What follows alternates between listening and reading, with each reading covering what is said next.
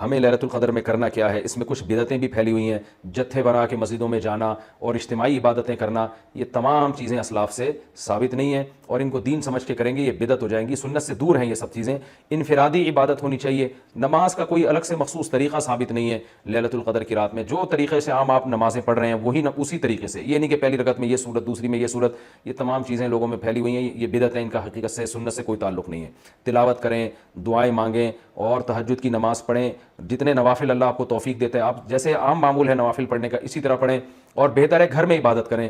گھر میں اگر مشکل ہو رہی ہے تو مسجد میں بھی جا سکتے ہیں, لیکن نوافل گھر میں پڑھنا یہ مسجد میں پڑھنے سے زیادہ افضل ہے. مسجد میں شور شرابہ کرنا, لیلۃ القدر کے نام پہ جتھے بنا کے بیٹھنا, پھر لیلۃ القدر کی رات پہ پوری پوری رات پروگرام چلنا مسجدوں میں, یہ سب چیزیں لوگوں کو عبادت سے غافل کرنے والی ہیں. بیان بھی ہونے چاہیے مختصر, آدھا گھنٹہ ہو گیا, 1 گھنٹہ ہو گیا, باقی وقت عبادت میں لگانا چاہیے.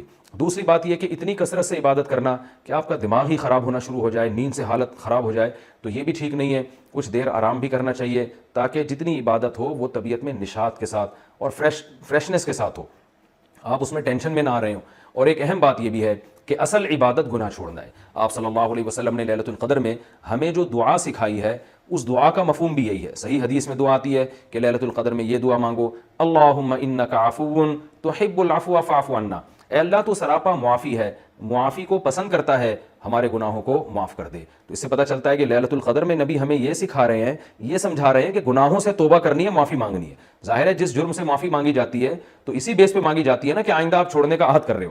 آپ نے کسی کا دل دکھایا, کسی کو ٹینشن دی, اب آپ اس سے سوری کر رہے ہیں, وہ کہتا ہے ٹھیک ہے آئندہ ٹینشن نہیں دینا. آپ کہتے ہیں دوں گا تو میں آئندہ بھی تمہیں ٹینشن, تو وہ کہے گا پھر یہ تو معافی نہیں, یہ تو معافی کے نام پہ مذاق ہو گیا بھائی.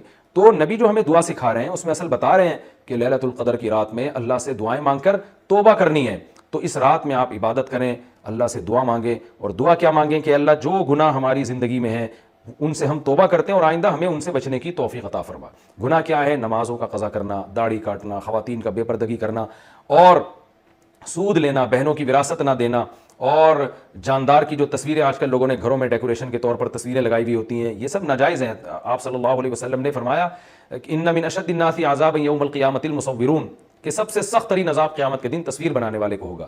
ڈیجیٹل کیمرے کی تصویر میں تو بہت اچھا خاصا علماء کا اختلاف ہے, کہ ہماری رائے یہ کہ تصویر میں داخل نہیں ہے, لیکن جو پرنٹڈ تصویر ہوتی ہے اور کسی شرعی عذر کے بغیر ہو, ایک تصویر کسی ضرورت سے ہوتی ہے, بلا وجہ شو بازیوں کے لیے اپنے باپ داداؤں کی تصویریں دیواروں پہ سجانا, یہ فیشن ہمارے یہاں بنتا چلا جا رہا ہے. اور جو بت بنے ہوئے ہوتے ہیں تصویر کے نام پہ, وہ بھی اسلام میں حرام ہے.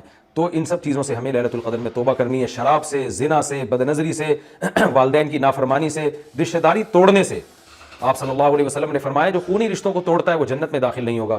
لیلۃ القدر کی رات میں آپ اپنے خونی رشتوں کو منا لیں. اس رات میں آپ اگر رشتے کو جوڑیں گے اس کا ثواب کئی گنا زیادہ ملے گا, اس کی برکتیں بہت زیادہ ہوں گی. تو اس رات میں صدقہ خیرات بھی کرنا چاہیے, اور ان تمام جرائم سے, نماز چھوڑنے کا گناہ, سود کا گناہ, وراثت کھانے کا گناہ, جو بھی ناپ تول میں کمی کا گناہ. آپ اگر کسی ادارے میں جاب کرتے ہیں, آپ تنخواہ پوری لے رہے ہیں مگر آپ کام میں ڈنڈی مار رہے ہیں, یہ خیانت ہے جس سے قرآن نے روکا ہے.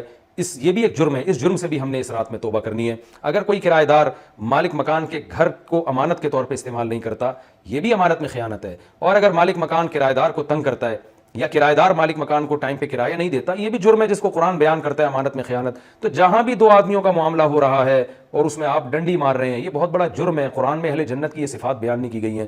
تو اخلاق کو اپنے درست کرنا. آپ صلی اللہ علیہ وسلم نے فرمایا منافق کی 3 نشانیاں ہیں, بات کرتا ہے جھوٹ بولتا ہے, امانت دی جائے تو خیانت کرتا ہے, اور جب کسی سے بحث مباحثہ کرتا ہے تو گالم گلوچ پہ آ جاتا ہے. آج دیکھیں دفتروں میں کیا حال ہے, بات بات پہ گالیاں, ذرا سا کوئی مسئلہ ہوتا ہے فوش فوش گالیاں نکالنا شروع کر دیتے ہیں.